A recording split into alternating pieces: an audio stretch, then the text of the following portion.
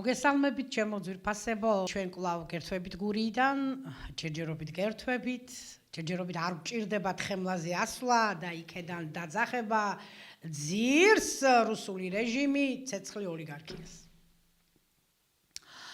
ეხლა ჩემი ეს ეპიზოდი მინდა დავიწყო ნიუსით წალენჯიხაში გადამწვარი შუქნიშანი შევცვალეთო გუნდი, რომელიც ყოველთვის ასრულებს დანაპირებსო. აი ესეთი პოსტი დაიდო ოცნების ოფიციალურ გვერდზე. მოითქვენს პატრონს უბედურს. და ყველაზე მაგარი ისაა, რომ თქვენ ქოც მადიდებლებს ამით გატყუებენ. მეორე ინფორმაცია, არ ვიცი ხა რამდენად სწორია, მაგრამ ვრცელდება სოციალურ ქსელში, რომ გერმანიაში გერმანელმა ემიგრანტებმა, ქართველმა ემიგრანტებმაო ურსას კონცერტი ჩაშალესო. ნუ ეხლა ქოცობა სირცხვილია, ქოცობა ტეხავს, როდესაც ქოცების სადიდებლად კონცერტებს მართავ, რაც არ უნდა კარგად მღეროდეს, გუნდი ან მომღერალი ან რა ვიცი, ანსამბლი არის ძალიან დიდი სირცხვილი. აი სწორედ ეს პრობლემა დგას დღეს, ფსევდოკეთილდღეობა, ფსევდოუსაფრთხოება და ფულზე გაცვლილი პრინციპები. რა გიმღერება და რა გიხარია შენი ქვეყანა თუ უბედურია. ამაშია საქმე. რა ვიცი, ერთ დროს ილია როცა ამბობდა რომ აწყო თუ არა გწყალოს, მომავალი ჩვენია, ალბათ ამ ჩვენს დროზე საუბრობდა, ამ მომავალზე საუბრობდა, იმიტომ რომ კვლავ რუსეთს ვებრძვით, კვლავ ოკუპანტის მიერ დასმულ ხელისუფლებას ვებრძვით და რეჟიმი, რომელიც ყველანაირად ცდილობს ჩაახშოს წინააღმდეგობა, ამას უკანონო კანონებით, კონსტიტუციის თავზე დახევით, ჯარიმებით, დაჭერებით და დაშინებებით ცდილობს. შეშინებულია, რა თქმა უნდა, როდესაც ნებისმიერი რეჟიმის მხრიდან მოდის ასეთი ძალადობა, მას სურს დაიმკვიდროს ლეგიტიმაცია. ვერ ეღირს ამ ლეგიტიმაციას ჩვენგან. იმიტომ არ ვაღიარებთ, იმიტომ რომ არაკანონიერია, არაგვირჩევია და ყველანაირად ცდილობს გამწარებული, რომ როგორმე გამოგვტაცოს ეს ლეგიტიმაცია. და ამ დროს თურმე ქვეყანაში პირბადე ყოფილა პრობლემა, გზის გადაკეტვა ყოფილა პრობლემა და პრობლემა არ ყოფილა კორუფციის ჭაობში რო იხჯობი. მთელი საქართველო რომ გაყიდულია, მთებიანა, ზღვებიანა, მდინარეებიანა, რა ვიცი, მე მგონი ჩვენს გავყიდიან მალე. რუსეთში რომ გვეკაჩებიან და ცივილური სამყაროსგან საერთოდ იზოლაციაში რომ გვაქცევენ, აგი არ ყოფილა პრობლემა. პრობლემა ყოფილა თურმე აი ამის ყოველივეს მოწინააღმდეგე და გამაპროტესტებელი ადამიანები. ასეთი ანტიეროვნული, ანტიქართული ხელისუფლება ბოლო უახლოეს ისტორიაში საქართველოს არ ყოლია, მე მგონი არც საერთოდ არ ყოლია. ისტორიისგან რა ვისწავლეთ და ის ვისწავლეთ, რომ არაფერი არ გვისწავლია. აბსოლუტურად ისევ წრეზე გადავედით, ზუსტად იგივე სიტუაცია, რაც 100 წელზე მეტი ხნის წინათ იყო საქართველოში, მაშინ ტანკები შემოვიდა რუსები და მოახდინა ჩვენი გასაბჭოება, ეხლა შემოდის კანონებით, ტოტალური, ესე ვთქვათ, რეჟიმის დამყარებით და მაშინ, როდესაც მოხდა დამოუკიდებელი საქართველოს ოკუპაცია რუსეთის მიერ, ის ადამიანები, ვინც თავისუფლებისათვის ხმას იღებდა, იბრძოდა, ან დახვრიტეს, ეხლა რო შეიძლებოდეს, ესე ვთქვათ, კანონი რო იყოს, დაგხვრებდნენ, ხო? ან დახვრიტეს, ან გააძევეს ქვეყნიდან, საერთოდ მოსპეს თავისუფალი ხმა და ვინც დატოვეს ყუნჩები, წაკუზულები, შეშინებულები, ჩირკში თავდარჭობილები, ფსევდოკეთილდღეობას და ესე ვთქვათ, კაი ცხოვრებას ვითომ შეგუებულები, ხმის ამომღები, მონები, აი ესეთი დატოვეს. და ყველაზე დიდი მორალური ბუსტი, რაც მაშინ ჩაგვიდეს, იყო ის, რომ სიკვდილს იღარიბე ჯობია თურმე. და ფაქტიურად ისტორია მეორდება ზუსტად იმ ადამიანებს, ვინც ხმას ვიღებთ, ვინც ვიბრძვით და არ ვეგუებით ამას, რეჟიმი ყველანაირად გვეწინააღმდეგება. ვერ ხედავთ ისტორიულ მაგალითებს. აი, ვახსენე იდეოლოგიური ბუსტი, ანუ ყველაზე კარგად გაგვიცნო ჩვენ რუსებმა იმ ხნის განმავლობაში, რაც 1801 წლიდან დაგვიპყრო და კარგად შეგვისწავლა, როგორ შეიძლება ქართველს გადაკიდო. უნდა გაყო, უნდა დააპირისპირო და ერთმანეთი დააჭმევინო. კიდევ ერთხელ ვამბობ, არანაირი ხიდი ჩვენ შორის აღარ არსებობს, ჩატეხილიც კი, მაღალი კედელი აღმართეს და როდესაც ჩვენ ვიბრძვით და სიმართლეს გეუბნებით თქვენ რომ პროპაგანდით გატყუებენ, მიუხედავად იმისა, რომ ვერც პროპაგანდით გამოსდით ვერაფერი, ვერც ამ დაჭერებით გამოსდით, მაინც თქვენ ხო ტყუვდებით, თქვენ ხომ ხართ ამ რეჟიმის დამჭერი ჭანჭიკები და დაიმახსოვრეთ, ნებისმიერ დროს შეიძლება თქვენი როგორც ჭანჭიკის გადაგდება და ჩაგანაცვლებენ ახალით. ეს დაამტკიცა იმ კანონებმა, რომელსაც ოცნება იღებს, იმიტომ რომ რეჟიმის დროს კანონი არ არჩევს თეთრს და შავს, დედალს და მამალს, ქოც და არაქოც. გახსოვდეთ ხალხო ეს. მოყარე ვარ მე თქვენ, ტერეგი არა. ტერეგი ყავდიგერე, ზევით. კიდევ ერთხელ დაუკონკრეტდები ამ თემაზე, რომ საბჭოური იდეოლოგია იყო ასეთი, სიკვდილ სიღარიბეჟობდა, იცით რომ სიმღერაში, გამოთქმაში, ანდაზაში ყველაზე მეტად ჩანს ის იდეოლოგია, რომელსაც დამყრობელი გიდებს ტვინში და შენს ზომბირებას ახდენს და დღეს არის იგივე. მთავარია იყოს მშვიდობა. და ამ დროს მე ბევრი თქვენთაგანი ვიცი, გაჭირვებული, გასაქცევად გამზადებული, რა ვქნა მიჭირს, მაგრამ ერთი მთავარი ამ მშვიდობა იყოს და რა ვქნა, ჯანდაბა ჩემ თავს. აი სწორედ თქვენ გონია რუსეთი სადმე წავიდა? იქ აქ არის, ყველგან არის და ყველაზე მტკივნეული არის ის, რომ იგივე ესე ვთქვათ, ქართველის ხელით ახორციელებს ჩვენს დაპყრობას. შავი ორშაბათი.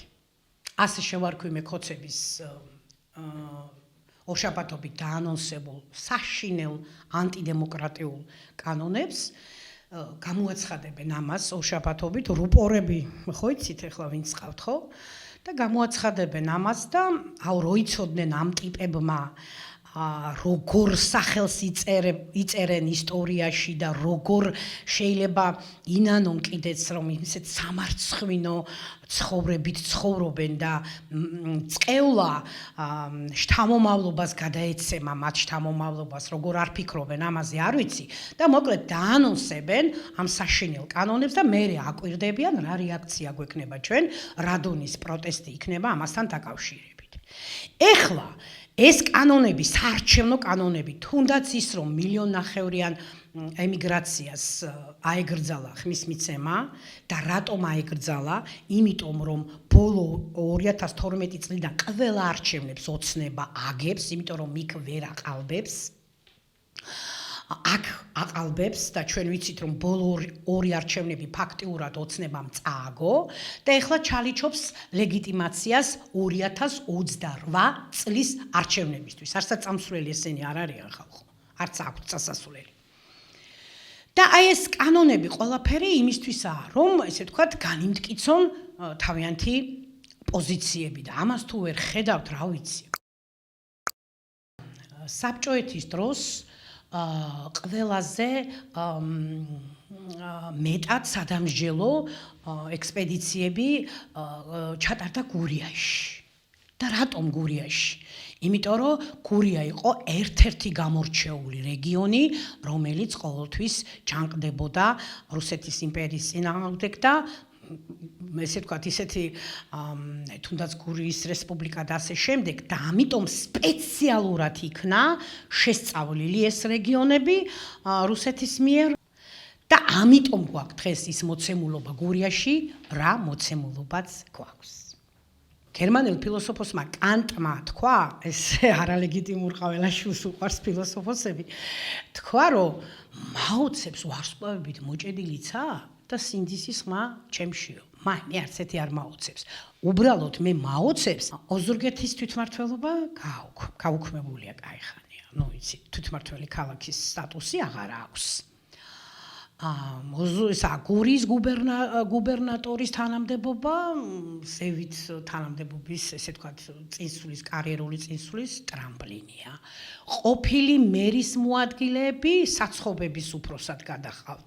და ეხლა საკრებულოში თანამდებობის დაკავება არ შეუძლია, იმიტომ რომ ქოცური კანონით ორსამსახურში ვერ იქნება. აი ნახე როგორ გიბრუნდებათ, ესე ვთქვათ, ხო გითხარით რომ არ არჩევს ეს ქოცური კანონები არავის. და ყველა რაც დინარია, სახრავია, სიმდიდრეა, ყველა ყოფილ თანამდებობის პირებს ან მოქმედ თანამდებობის პირებს გააჩნიათ. ამ ეს ვერ უნდა დაინახოთ, ან და ის ბიუჯეტი, რომელიც დაამტკიცებს ახლა საკრებულოს, სად რა აშენოს, რა გაასხვისოს, რა გააჩუქოს, რაში დახარჯოს, პრიორიტეტები რატომ უნდა გადაწყვიტონ მათ. სად არის მოქალაქეთა ჩართულობა? ამაზე არ გიფიქრიათ?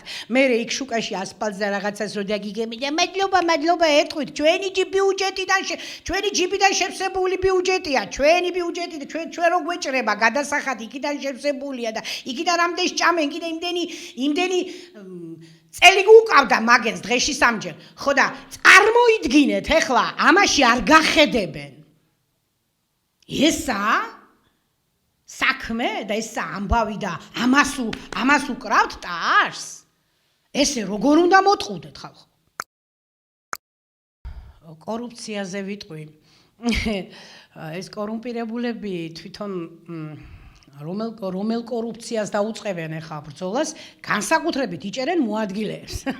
თუნდაც მოადგილეებს მარტო უჭამია. თავმჯდომარეებს არ ეხებიან, ასე რომ მოადგილეობა საშიშია. ყველა უნდა იყოს თავმჯდომარე. ხოლო რაც შეეხება რაჟდენ კუპრაშვილის ანტიკორუფციულ ბიუროს, რაჟდენ კაპუტ, გიტლერ კაპუტ. და ძირითადად ესენი, ესე ვთქვათ, თურმე კორუფციის ჭაობში ვიხშობოდით, თვითონ არ ვიცოდით, ხო და ტიპი დაგვზევ ჩვენ ქართული საქმის კეთებელ არასამთავრობო ორგანიზაციებს. ხომ გაჩერდა ქვეყანაში ყველაფერი ხო ხედავთ? კაციშვილი თქვენი დამცველი არა, გინდა გარემოა, გინდა ადამიანია, გინდა რამეა და ვის აფინანსებენ? თუნდაც გურიის მაგალითზე გონგო არასამთავროებს, რომლებიც მთავრობასთან არიან გარიგებული 100,000-იანი გრანტით და ისა აი მახსოვს მაგ ორგანიზაციის ესე არ დავკონკრეტები, ისა გარემოს დაცვითი პროექტი ჰქონდათ, ერთი სუფთა სუფსაო და სუფსას დედა არ ყავდა, აოხრებდა კარიერები და აგენი ჩაისვამდნენ და საუბრობდნენ სუფთა ამაშია საქმე. ანუ არასამთავრობო ორგანიზაციები, ტელევიზიები, აი ამ ყველაფრის დამცველი მოწინააღმდეგე, თქვენი დამცველებს, ესე ვთქვათ, ავიწროებდნენ. ეხლა რაჟდენი კუპრში გადაინაცვლებს, ხოლო ეს ინსტანცია შეითავსებს სახელმწიფო. ამ ქვეყანაში, სადაც მიდგები, ყველგან სიბნელია. ერთი მინდა გითხრათ, ხალხი, რომლებიც ევროპაში ცხოვრობდით, იქ იშოვეთ ფული, ჩამოით მერე, აქედან იმისა გეიქეცეთ, აქანი ვერ ქენით ხეირი. ჩამოით მერე, ააწყვეთ ცხოვრება, ხო და უსმენთ იმედს და უსმენთ რუსთავიორს და ამძლებიებთ ამ ხალხს თავს, გლახა თუ იყო, რიზა მირბოდით, ხო? ანდა მით უმეტეს ევროპული ღირებულებები რა, თანასწორობა, დემოკრატია, სამართლიანობა და არ გინდათ ბიჭო, კაი ცხოვრება, კაი პენსიები, კაი ხელფასები, კარგი სასამართლო, არა კორუფცია, კორუფციისთვის რომ ყველა დაიჟება აბსოლუტურად, რა ვიცი, კარგი განათლება. არ გინდათ? არ გინდათ და ნუ გინდათ. ჩვენ გვინდა ბატონო. ამიტომ ჩვენ ვიბრძოლებთ ბოლომდე, რაც არ უნდა გააკეთოს რეჟიმმა, არ დავთმობთ ამ ქვეყანას, იმიტომ რომ ეს ქვეყანა არის ჩვენი. აუცილებლად მოვიშორებთ ამ ბოლო დამყრობელს რუსეთს და ეს ქვეყანა არის ჩვენი და შეუნარჩუნებთ მათ მომავალ თაობას. იცოდეთ ეს თქვა ყველაფერს მოვით და უკან არ დავიხევთ. გასაგებია? ბრძოლა ბოლომდე. გამოიწერეთ ჩვენი არხი, ირმას ხმაური და ანტიბიოტიკი, აი ჩემ ხმას რომ არ გაიგონებთ, მაშინ მიხვდით რომ არც მე მყავს დედა და არც თქვენ